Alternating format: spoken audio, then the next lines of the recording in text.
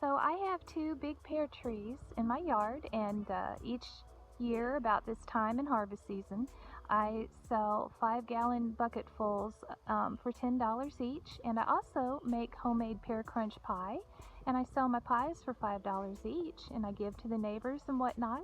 So it's just a good time and a good thing. So I've been out here picking some pears and having a good time, and I'm getting ready to make my homemade pear crunch pies. So there we are. Okay, for your pie you need about 10 to 12 pears, and you can do this with apples too, but it just depends on the size, and I'm going to show you how you want to cut one end, the other end. This is how I do it. This is what I find a quick, easy way to do it, and basically you need to kind of cut this center part out like that.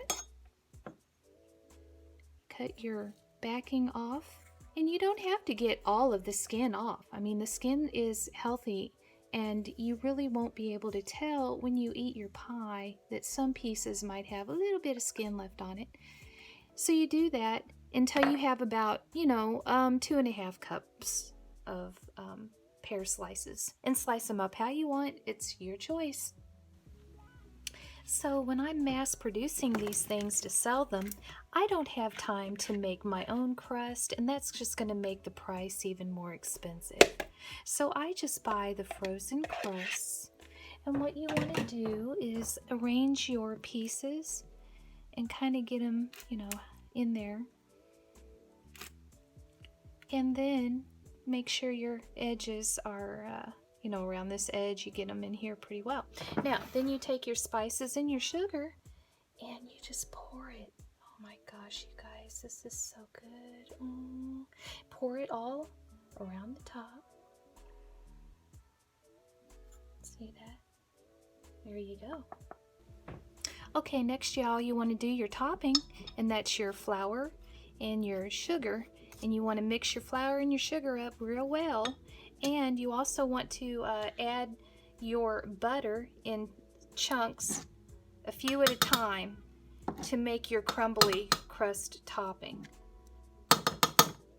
So add your butter and break it up and mix it up in there. And you do this with all of it, and it's going to take a little while. Or you can do it in a little mini chopper. I'm going to get out my little electric mini chopper and just dump all this up in it and turn it on and let it chop all this up.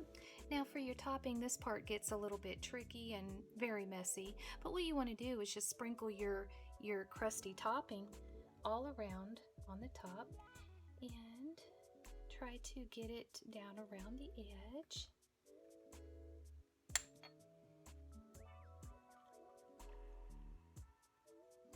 And also, when you get your topping put on your pie, you can wrap it up and put it in a big Ziploc bag and freeze it in your freezer unbaked, and it will last for up to 12 months. I've done this, and when it's Thanksgiving or Christmas or any other occasion, you can get that out of the freezer, and don't thaw it, just put it immediately into your oven and bake it, and it always is just like it's freshly made.